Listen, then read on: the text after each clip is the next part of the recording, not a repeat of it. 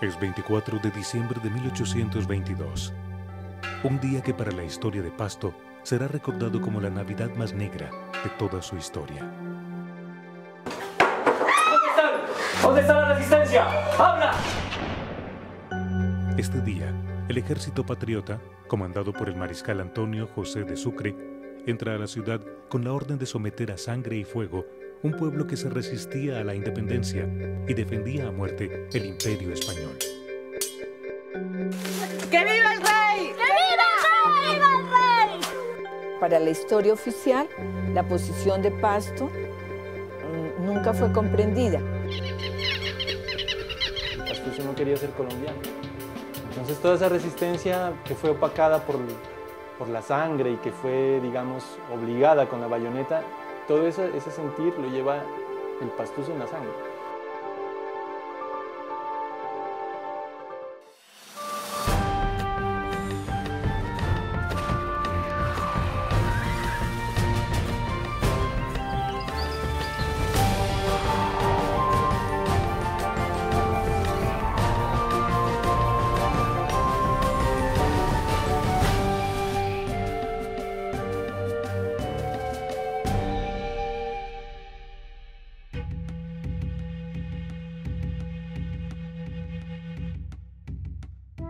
Desde el principio de la independencia, los pastusos se caracterizaron por su fidelidad al rey y defendieron la monarquía, enfrentando a los ejércitos libertadores para defender sus intereses económicos y políticos.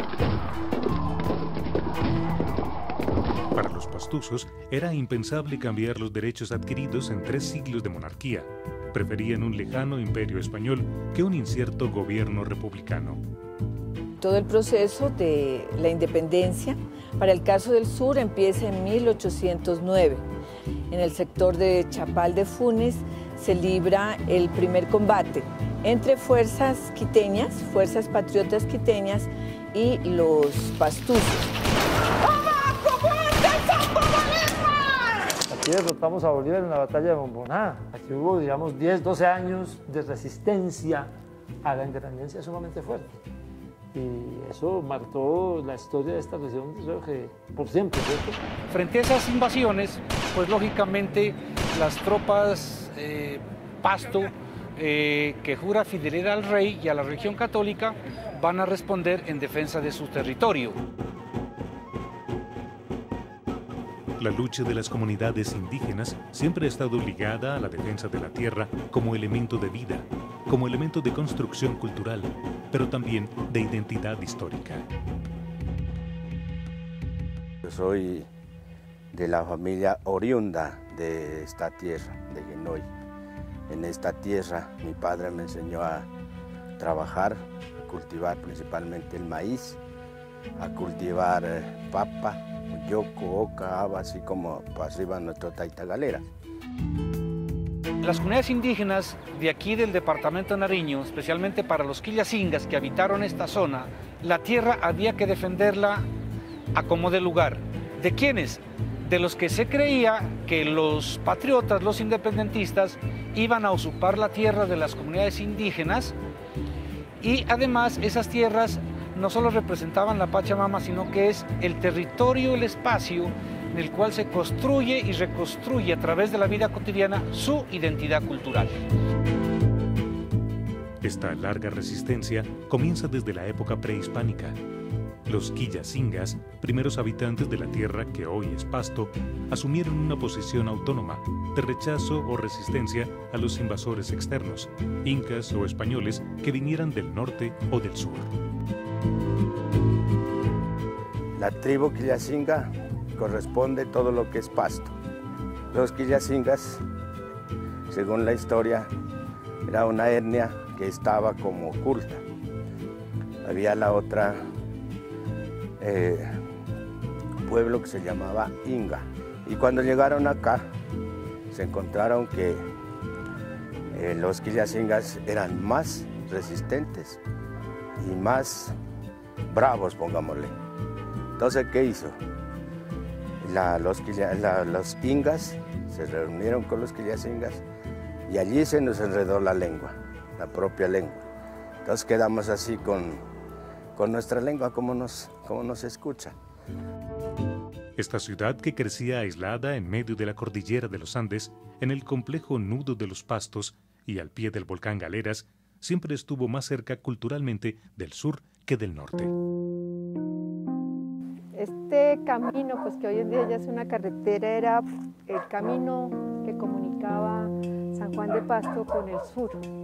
Este es el Capacán. Articuló todo lo que fue el estado inca, el Tahuantinsuyo. Este aislamiento geográfico hizo de Pasto una región desconocida y aislada del resto de la República.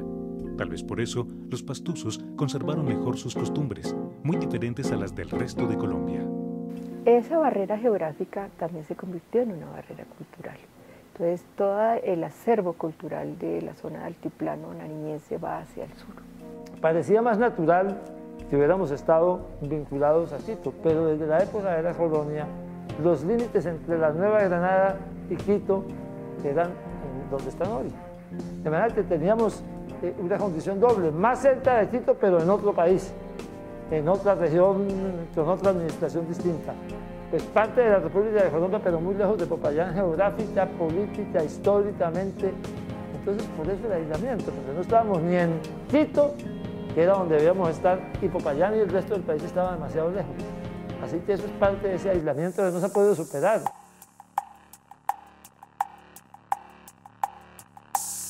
Dicen, ¿no?, que los pastusos estamos rodeados de montañas, ¿no?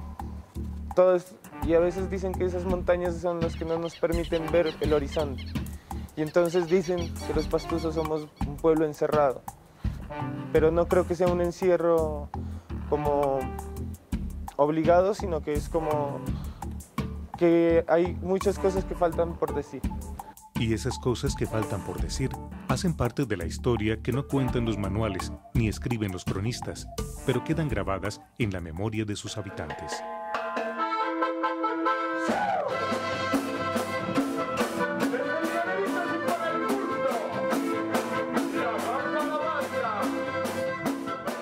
Siempre lo que está escrito en la historia es lo que cuentan los vencedores, y lo que la gente sabe es lo que dijeron esos vencedores, lo que hicieron los vencedores. En este caso, Bambara Banda cuenta la historia de los vencidos, vencidos en una guerra de resistencia frente a esas ideas revolucionarias de abrirse de la madre patria que era España, ¿no?, en esa época. Entonces, los pastusos, pues, en aquella época nos resistimos a esa idea de independencia y de alguna manera fuimos sometidos por esa misma idea, ¿no?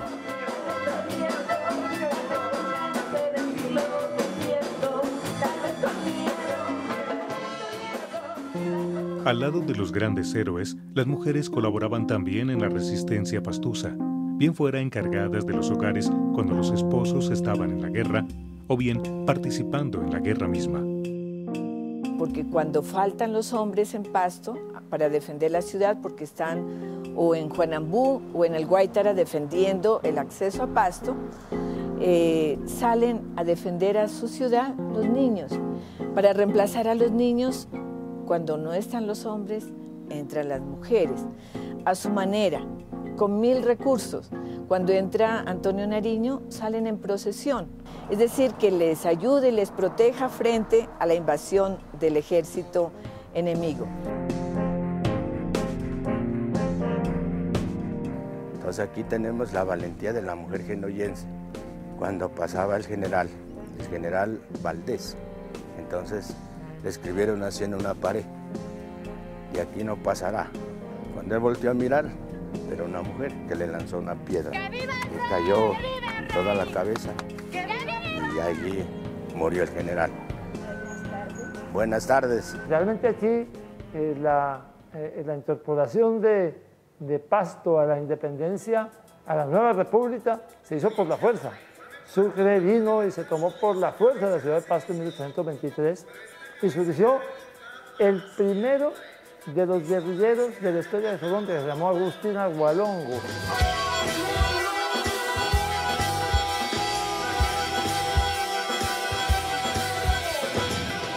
Agustín Agualongo es tal vez el símbolo más claro de la tenaz resistencia pastusa a las fuerzas patriotas. Este soldado realista, descendiente de indígenas, defendió la corona española, acompañado de un ejército de indios armados de piedras y palos.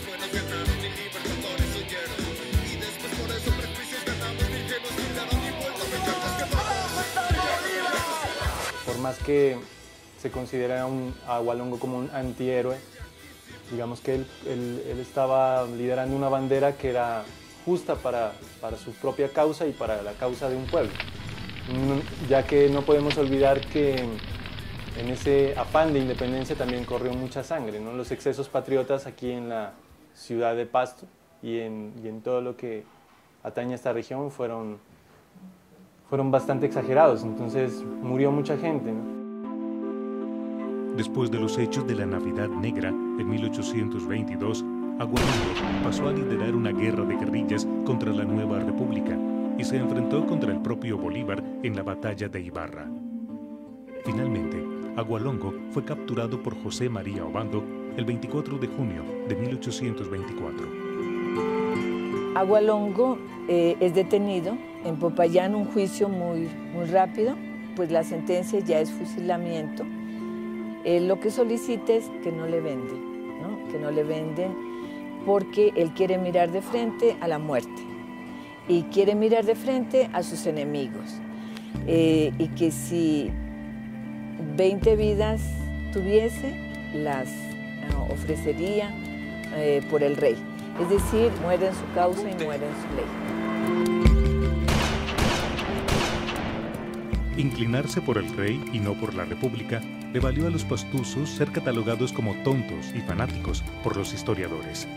La ciudad mantuvo por muchos años una historia de sublevaciones y desencuentros con el resto de Colombia, que crearon la imagen de un pueblo diferente, que hoy es motivo de orgullo para la mayoría de sus habitantes, porque todos somos historia. Pensando 200 años después, si eso dejó cosas buenas o malas, dejó de todas esas malas tal vez el aislamiento, la segregación, los chistes pastusos, pero dejó cosas buenas, conservamos la tierra y dejó otra cosa importante, la preservación de nuestra manera de ser, de nuestra cultura. Somos lo que somos en gran parte porque actuamos como actuamos. Uno como pastuso no se siente ni del todo colombiano, pero tampoco se siente ecuatoriano, tampoco se siente de la costa, ni tampoco se siente selvático. Para mí es un orgullo contar una historia diferente, ¿no es cierto?, a la del resto del país. Entonces el pastuso es orgulloso de eso. Para mí es un orgullo de alguna manera contarle al país que Bolívar no fue esa imagen que se le pintó al país, porque yo lo siento así. Y así como nos ve, nosotros hemos resistido por encima de todo y hoy nos encontramos más fortalecidos, con más fuerza y más valentía y más valor para seguir habitando en este territorio.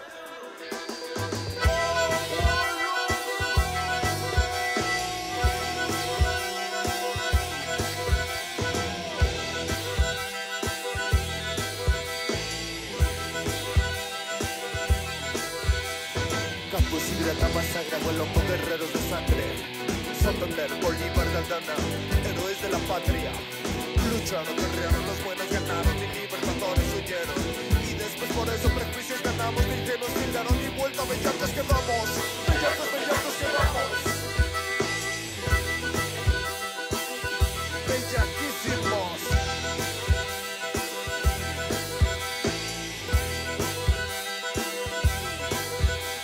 ¿Acaso no saben que acá en la locura se vive aparente? La tierra no todo se lo roban. Viene del norte, también del oriente, después occidente, mucho antes del sur. Pero aquí vivimos, no somos un cacho, más bien un descache, un chiste a la vida.